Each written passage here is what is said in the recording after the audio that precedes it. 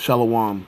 First and foremost, I want to give all honor, glory, and praise to Yahweh, Bahashem, Yahweh Shai. Yahweh is the name of the one true God, and Yahweh Shai is the name of his only begotten Son, who the world ignorantly called Jesus. And I want to give double honors to the apostles and the elders of Great Millstone. All right, so I want to talk about this this white woman, Ukrainian lady, Arena Zaruska, I believe that's how you say her name. All right, so she got stabbed by some black dude who basically dealing with some mental health issues. He stabs her, and there's like three other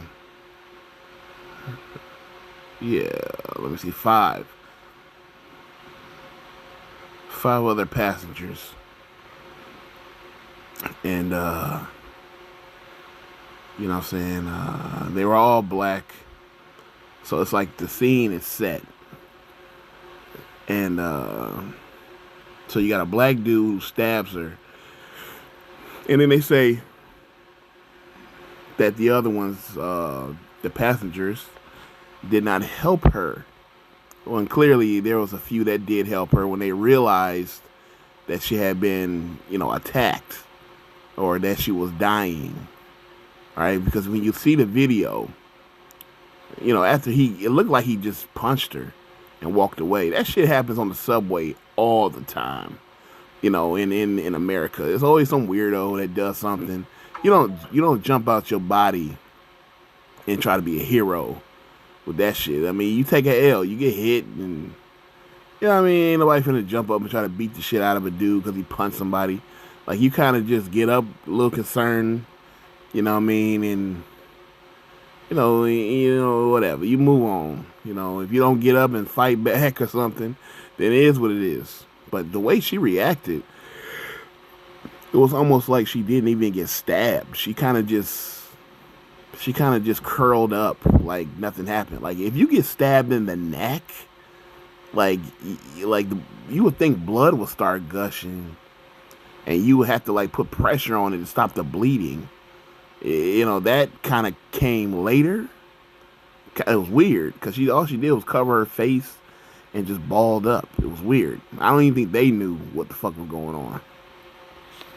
But yeah. And this is like sending people into a frenzy. All right. Right now. And a racial frenzy. Because this idiot, this nigga, was arrested, what they said, like 11 times. And then the judge set him free. And like the scriptures say, I'm gonna get it. Hold on, let me grab the scripture. Sirach 39:28. It says, there be spirits that are created for vengeance, which in their fury lay on sore strokes. In the time of destruction, they pour out their force and appease the wrath of him that made them. And Yahweh Shai, or Yahweh, Bahashem Yahweh Shai, created these spirits. And these spirits would jump on people to create vengeance or to bring judgment. All right? The scriptures say that the Lord sends evil angels. All right? Let me see. Let me find that. Hold on.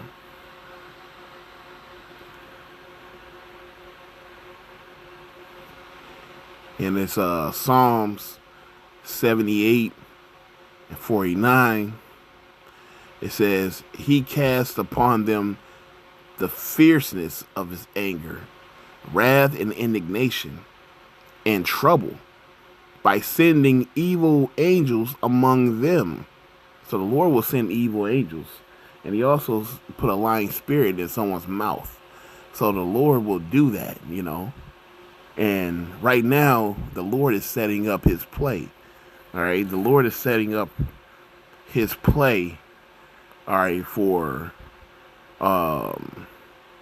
chaos. All right. And because the scriptures say that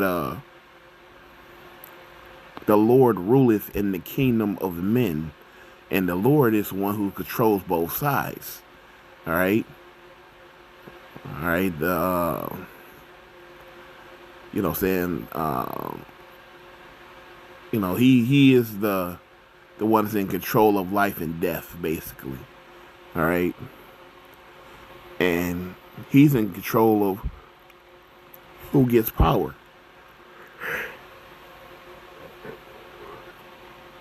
So whoever's got the power, it was given of the Lord.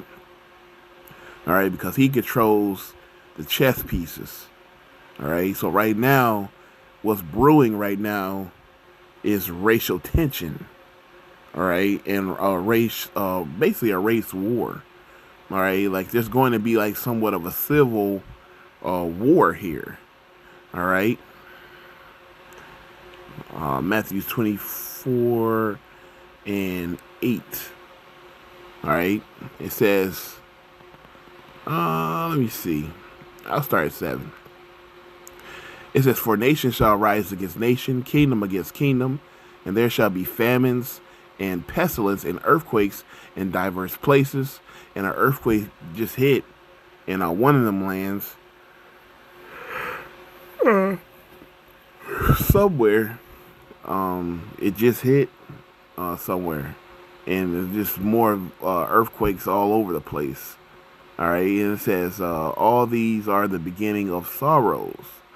All right, so these are the beginning of the sorrows. All right, so these are the beginning stages of it. All right, and you're starting to see nation against nation. You're starting to see racial tension. You're starting to see one race attacking another. You're starting to see all this stuff. All right, like all this stuff is like happening, like, and it's so much racial tension right now, and it's like all this back and forth, you know what I'm saying, of racial hatred, and it's happening. You know, it's brewing. You know, something's brewing. You know, with that girl's death, and the way these white folks feel like it's not getting any coverage. See, right now, if you pay attention, these devils feel like they're the victim. You know, they really feel that way. They really feel like they're a victim now, and they're crying about it.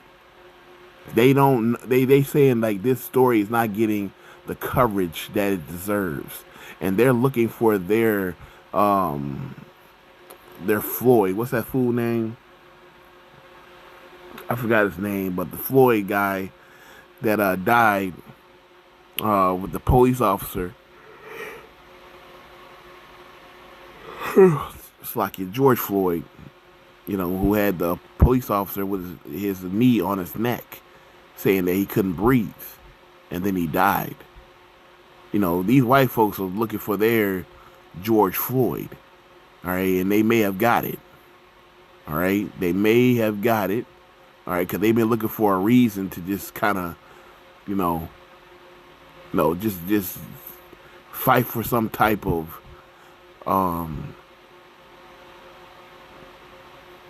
basically fight for some type of, like, respect. They feel like they're slipping away with their respect. They feel like they don't get the respect that they used to. All right. And now one of their heroes, all right, just died. All right.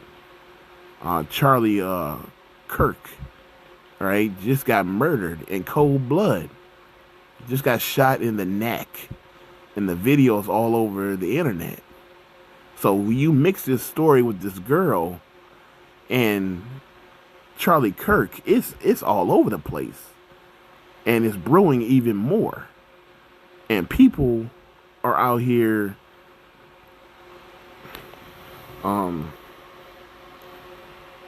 basically. Oh, matter of fact, let's stay in Matthews. Stay in Matthews. Right now, turning against one another, and in a frenzy right now, wondering who did it. All right, who's the one who sent the shots, and also why people are celebrating. Because when you see somebody celebrating what people deem him as a hero, they get offended by it. And right now, there's nobody celebrating it harder now than like young college students, you know, liberal types who are, or should I say, what they say, the left. All right, they're celebrating it right now. You know, they're celebrating it. All right, his death, and a lot of people don't like that. All right, and it's mostly the white people. All right, Matthew 24 and verse 12. It says, "And because iniquity shall abound, the love of many shall wax cold. But he that shall endure to the end, the same shall be saved." All right. So the love of many is waxing cold right now. Very cold. All right. Very cold. All right. Like it's just been pretty much a whirlwind of just news and action and stories just going around. You know, Elon Musk is also adding fuel to the fire, because on his page he's constantly posting news articles and things of that nature of Jake committing crimes, and you know, and on top of that, he's also with, you know what I'm saying, these dudes that support him. All right, like Trump is out here sending fucking National Guards to Chicago and different parts of Illinois. You know, there's already racial tension with that. You know what I'm saying? They're talking about rebelling on that and all that stuff, and you know what I'm saying? And they're in a little village right now looking for people. You know, like it's going to be racial tension. You know what I'm saying? And it's going to be pretty bad. You know? So the love of many is going to wax cold, and it's going to get really bad out here. All right? This is second address. 6 and 24. And it says, "At that time shall friends fight one against another like enemies." And people that I know have lost friends because of their political views. They look at the way Snoop Dogg, all he did was perform for, I think, a banquet or something for Donald Trump, and everybody jumped down his throat. He lost some friends because of that. Cedric Entertainer, was it? No, it was D.L. Hughley. D.L. Hughley said he argued with Snoop for over 2 hours. 2 hours about his political views, about him performing. That's his job. So what? That's his fucking job, man. All right, and he got paid big money to do that. You know, it's crazy. So, you know, they like that's just what it is right now, and friends are fighting against one another. All right, even over political views, they are. It says, "And the earth shall stand in fear with those that dwell therein, and the springs of the fountain shall shall stand still, and in 3 hours they shall not run. All right? So, hey, at the end of the day, the Lord got to be with you. But a lot of these people are getting exposed, man. All right? Because this dude,